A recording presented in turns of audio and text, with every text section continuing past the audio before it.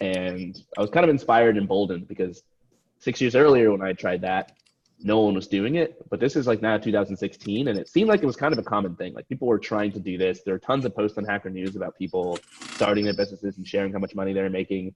And I was like, if I can make like $5,000 a month, like that's enough to pay for my rent, my food, insurance, etc. Then I can figure out whatever I want to do with my life. I can just like get to that milestone and I'll be fine.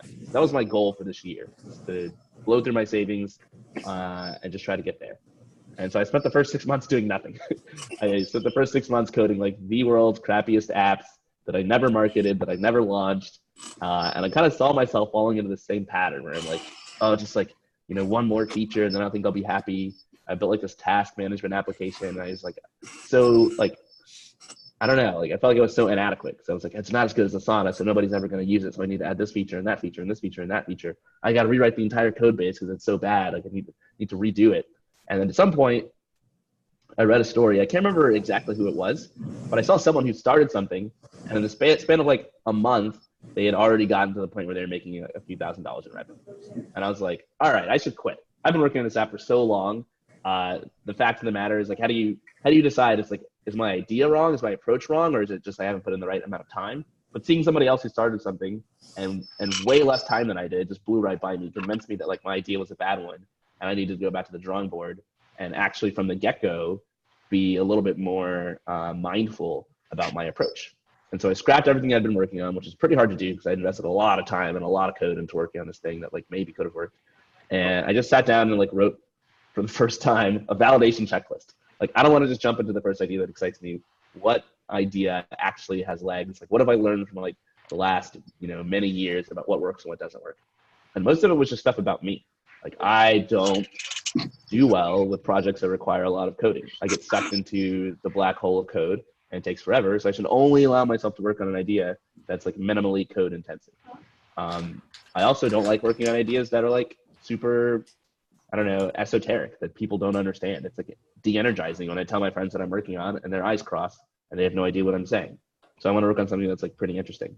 I want to work on something that doesn't need millions of users or any funding whatsoever, right? It needs to be able to be profitable within, a few months of work period. It needs to be super quick. So I had this checklist of like, maybe it was like 9 or 10 things. And I was like, all right, now that I have this checklist of constraints, I have to come up with an idea. And I spent a few days just like scouring Hacker News, basically, trying to figure out basically what idea I should work on by reading stories that other people had read. So essentially, I would go to this, basically a thread in Hacker News, and I would read a ton of responses. And all these threads, you could still find them. They would just be people asking questions like, what's your one-person SaaS startup? Or what's your profitable, business? And like all sorts of developers would chime in and say, oh, I built like a calendaring app and it makes me $100 a month or blah, blah, blah. And I would just like read all these stories looking for patterns and thinking, okay, if I discern enough like patterns by reading these ideas, I'll sort of like become better at generating ideas myself. And I'll figure out some way to like combine these ideas or mix and match them or do something that sort of hits all the items on my validation checklist.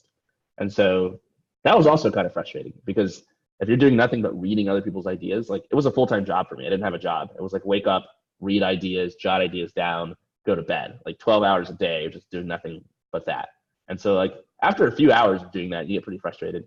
After like 2 days of like all my ideas suck, I was like, I guess I'm never going to come up with a good idea.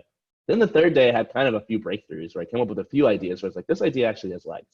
And I was definitely like brute forcing it, which is going against the advice to like, let inspiration strike. I was like sitting down from the ground up, trying to craft ideas and like forcing this thing to happen. And so I started doubting whether or not that could actually work, but it did work. Fortunately for me, I came with a few ideas that I thought would possibly be good. And Indie Hackers, pretty much in its current form, was one of those ideas.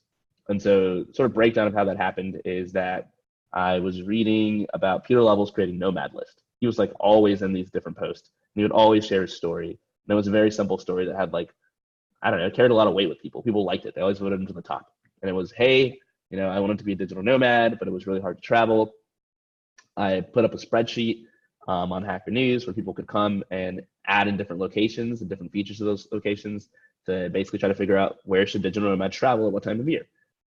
Everyone did it. It kind of caught fire. It was really huge. I realized that this idea had legs. So I turned the spreadsheet into a website and was kind of a list.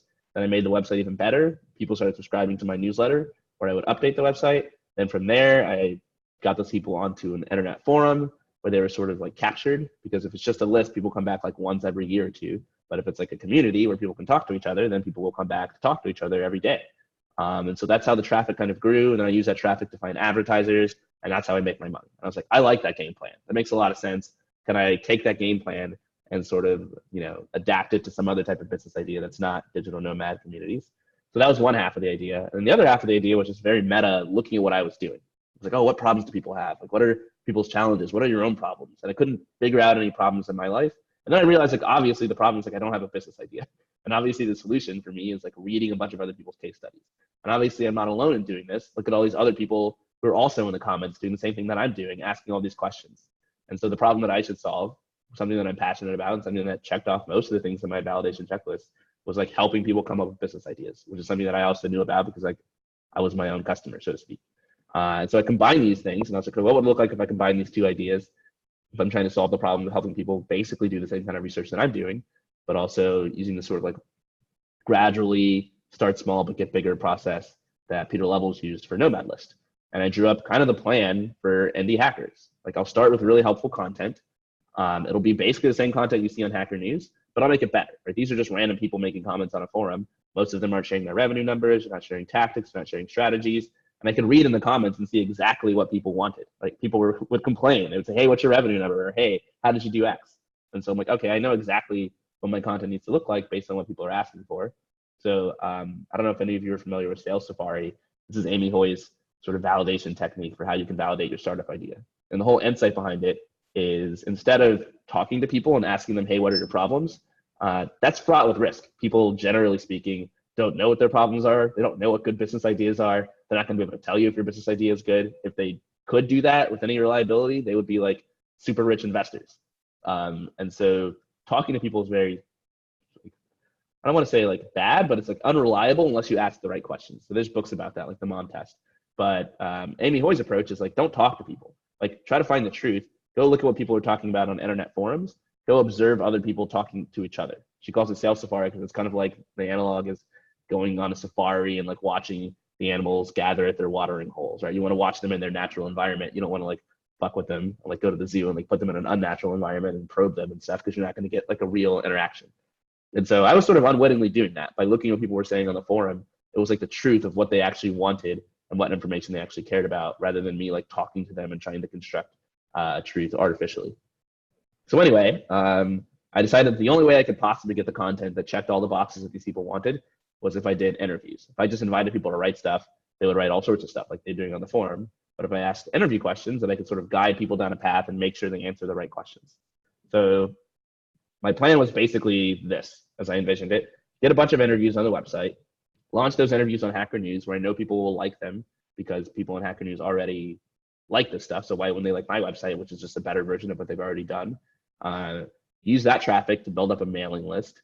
Use that mailing list as sort of repeat traffic. So when I do more interviews, I could basically send them out to the mailing list and get more traffic.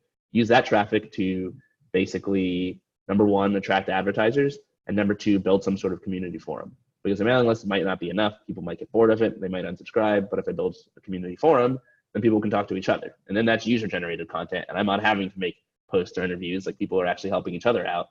And it's like the most scalable thing that I could do. So that was like my like plan, which is directly ripped off from Nomad List plan. It was like to a T, the exact same plan that Peter Levels had followed. And it worked out almost exactly that way. So like the first few days was just like me coming up with a name for indie hackers. I put a lot of thought into that. I wanted it to be something that was memorable and also something that described the group as a whole, rather than I just read like a whole book on branding. You know, like, how should you come up with a name? I was like, I'm only going to make this decision once. I might as well put a day of thought into it. I spent some time coming up with a design. This is also part of the branding. I was like, I want the site to be something that stands out. There's so many other people who create these sites for entrepreneurs, but they all look the same. They're all like white. They all look the same. Like, I'm just going to make my website dark blue for literally the sole reason that when people come to visit it, I want them to remember it. If you come to Indie Hackers twice, they'll be like, oh, I've been here before. Whereas if you go to someone's post on Medium, you don't even know who the author is because it looks like every other Medium post. So I had a bunch of stuff like that in the first 2 days of just like planning strategically, like, what have I learned in the past 7 years and how can I bring that to bear on this idea? And then after that, it was like coding the website, which hilariously took me like 3 weeks to do. and it's a blog. Like people, like there's already blogging software. Like I could have just used WordPress or anything else, but it was kind of a testament to the fact that like I was right. I really suck at like controlling myself as a developer, and I will spend way too much time coding. And so it was good for me to pick this idea that was essentially a very non-code intensive idea. Otherwise, I could have spent a year doing it if I spent 3 weeks doing just a blog. And mostly just sending emails. Probably like half of every day was me sending emails to people who had shared their stories in Hacker News and asking them for more details. Like, hey, loved your story in that comment. Thought it was really cool how you did this. I'm starting a site to inspire more people to do the same thing that you did. Would you mind doing an interview with me, etc. Every email I sent was handcrafted. Another thing that I learned, like people don't like spam. Happens on the Indie Hackers Forum all the time too. Like everyone kind of learns this lesson when they first start. Like you can't spam people. And so if you don't handcraft and hand tailor your emails, then people will just like spam you or mark you as spam, and your emails won't go to anybody. So it took a ridiculous amount of time, and my success rate was still pretty low. But like a lot of people responded. A lot of people were like, "That's a really cool idea. I like the sound of it, but I don't want to share my revenue numbers, or I'll get back to you next year when my business is in a better situation." So that was a huge slog. I sent like 140, 150 emails, and I only got like 3 weeks later, I had completed 10 interviews. So it felt like the vast majority of that was just me wasting my time. And I was like, I don't know if I would even want to run this business if it continues going this way, even if it works out, because I just don't like sending this many cold emails. It's ridiculous. The cool thing was that by the time I had those 10 interviews up on the website, I had a kind of an audience where it was this audience of other people who were like me, who were indie hackers, who knew what I was doing and were like pretty supportive, even if they didn't do their own interview.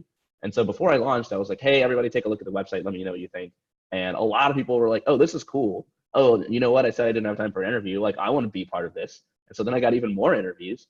But then when I launched on Hacker News, I emailed everybody as well and said, like, hey, I'm going to launch tomorrow. Thank you so much for your help. And like, that's all I said. And so then the launch happened, and almost everybody who had an interview on the site upvoted it.